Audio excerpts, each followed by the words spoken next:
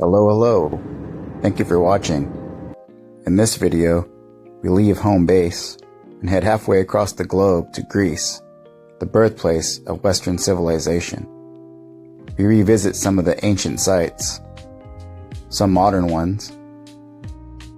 We head north to Delphi and south to Cape Sounion. And of course, we eat some good food. But first, the intro. I don't want to sit still. There are too many places to see, and the clock is racing. I've had the privilege to travel a few places in my life so far. No matter where I go, the question always remains: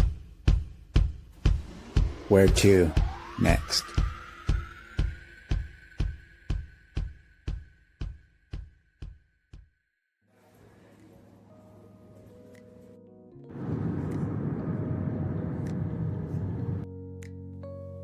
As always, when starting a new journey, I couldn't wait to touch down and start having some fun. The first stop was Constitution Square, not too far from Syntagma Square. After a 15-minute walk, I found myself at the Panathenaic Stadium. I tried a gyro and had some nice, refreshing Greek beer.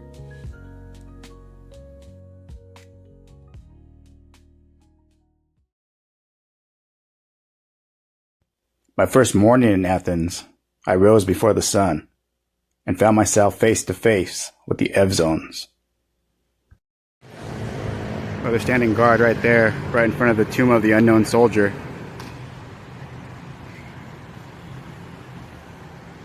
And then there was the Arch of Hadrian. I took a little stroll through one of the neighborhoods and met a furry friend.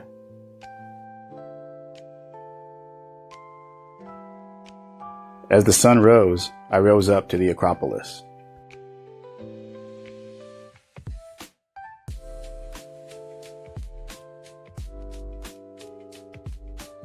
I'll never forget walking through the Propylaea, the grand entrance to the Acropolis, and first setting sight on the Parthenon. A large statue of Athena once stood in the Parthenon. Athens is named after the goddess.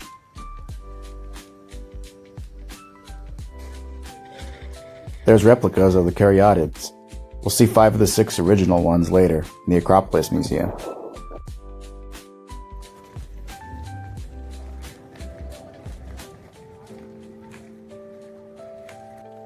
Now let's walk up a few more steps and take in some gorgeous views. There's Mount Lycabettus, the highest point in the city.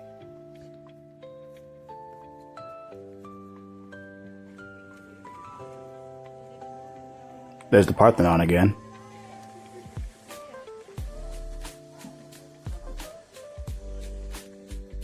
And look at that view.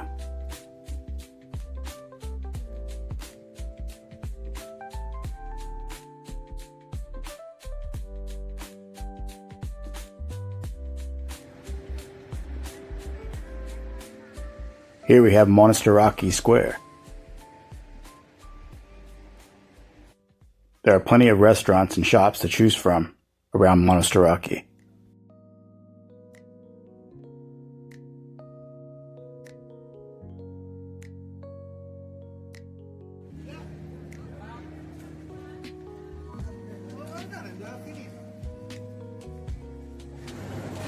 Well, I think it's about beer 30 here.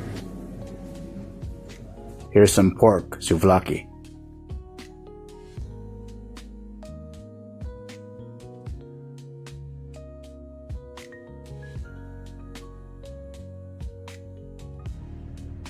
Day 2 was the Panathenaic Stadium. The stadium is the home of the modern Olympics. The first modern Olympics was held here in 1896.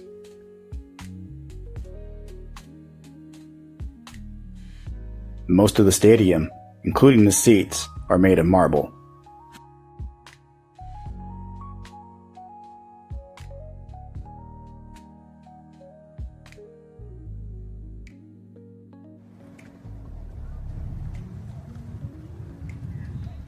Included in your price of admission is entry to the track and also the stadium's museum, where the Olympic torches are housed and the official posters are hung.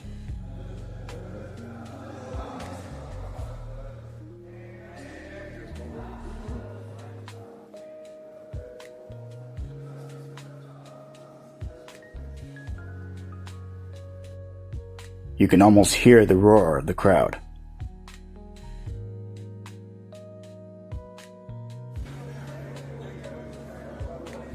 After walking the track, eating some food, we go to the Acropolis Museum to take in some history. I spotted the Caryatids.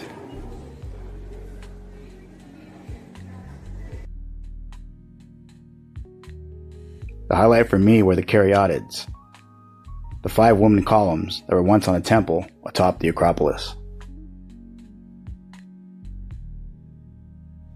There are 6 in total.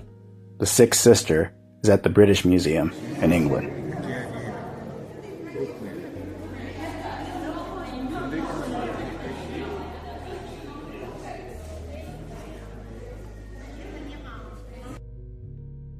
From the museum, you can actually see the Acropolis, and nearby, Lycabettus Hill.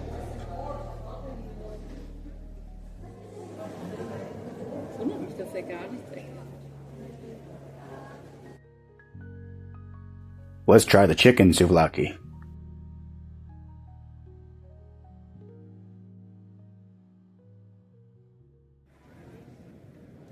Day 3 took us to explore the ancient Agora. Here is the Temple of Hephaestus. There is the Temple of Hephaestus. Cross it off the bucket list. That's one of the things I wanted to see here at the ancient Agora of Athens.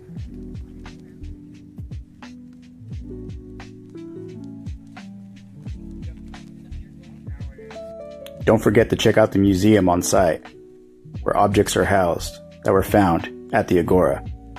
Here is a water clock, both the original and a replica, to show what it looked like.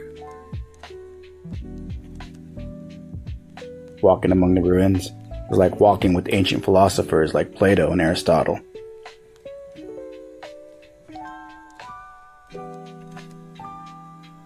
Here's the remnants of the Odeon of Agrippa, a concert hall. And what's a Greek holiday without some ouzo?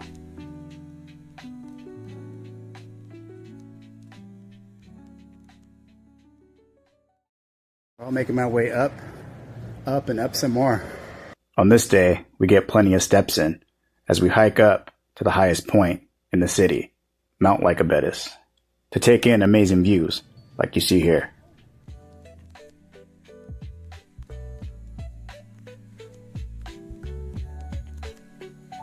St. George's Chapel crowns the summit. Let's head inside and take a look.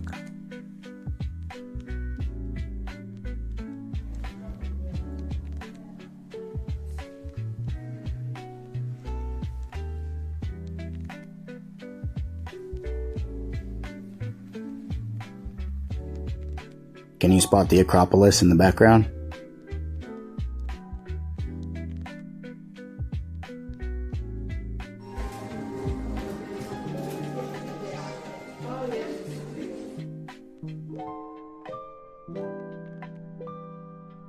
Let's head north to Delphi and visit the oracle, the Pythia, at the Temple of Apollo.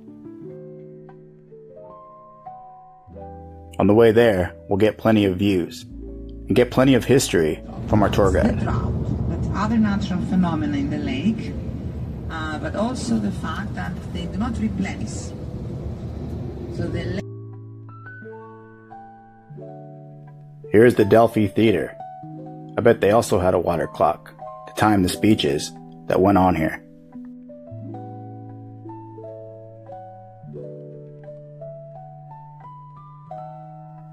Here's what is left of the Temple of Apollo.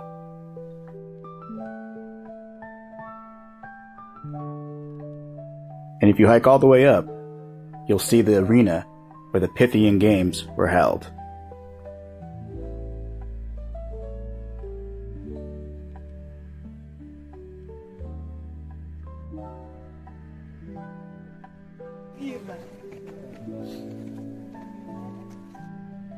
There's also a museum on site worth your visit. Our tour group stopped in the mountain village of Arachova on the way back to Athens. This guy just shouted across the street from me and said, "Nice hat." Yeah, the people in this village were really friendly, and the views were great. Look at that slowly turning meat. That's where we get the name, Gyro. This was probably the best gyro I had all trip. A little further away from the tourist destinations. And of course, a cold beer. We made it into the Roman Agora. The highlight of the Agora for me was the Tower of the Winds. Here's the tower right here. The tower was the first meteorology station, combining sundials, a water clock, and a wind vane to track time and weather. Yep, we earned that baklava. Accompanied by some traditional Greek coffee served in a briki. After exploring the Roman Agora and having some dessert, we go watch the changing of the guard, which happens every hour on the hour, 24 hours a day.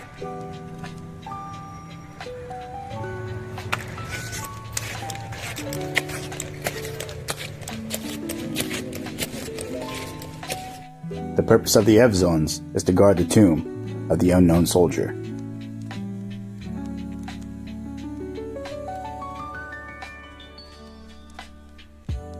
Before I left Greece, I had to see the National Archaeological Museum. One of the things I wanted to see was the Jockey of Artemision, shown here.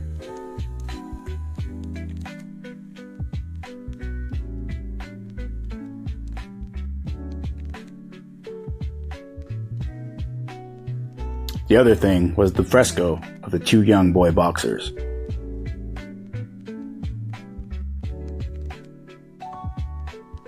And the bronze statue of either Zeus or Poseidon. And this golden funerary mask known as the Mask of Agamemnon.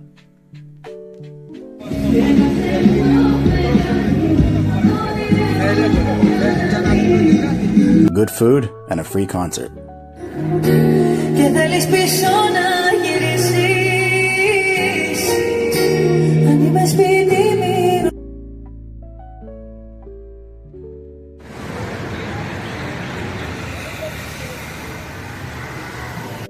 On this day, we head south to the furthest tip of the Greek mainland, to Cape Sounion, and we visit Poseidon. We get some more beautiful views of the Aegean Sea along the way. And we walk up to see the Temple of Poseidon.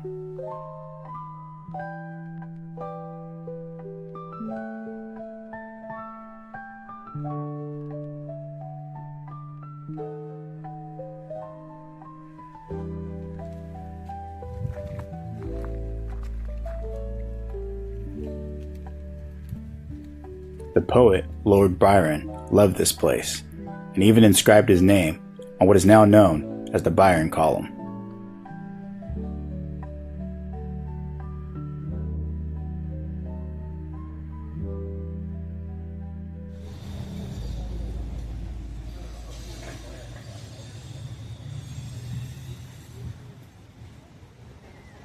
Today was more about relaxing, having a few cocktails, and just enjoying the Greek lifestyle. And why not try the octopus that was caught in the Aegean Sea? What's a beach day in Athens without a little ouzo? We'll take a little walk down the beach here, see if we can get our feet wet.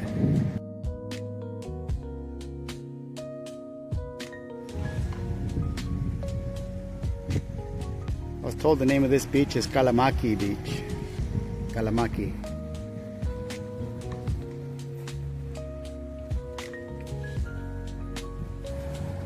Cheers, my friends. Yeah, I found my spot here at this beach. I I took a nice dip in the water, and this California kid loved how warm it was compared to the Pacific Ocean. I'll be going back.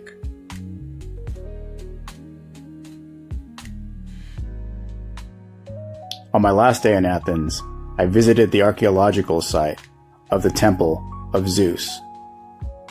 As you can see, the main part that's still intact is under restoration. But it was nice just to be on site and take a lap around the temple.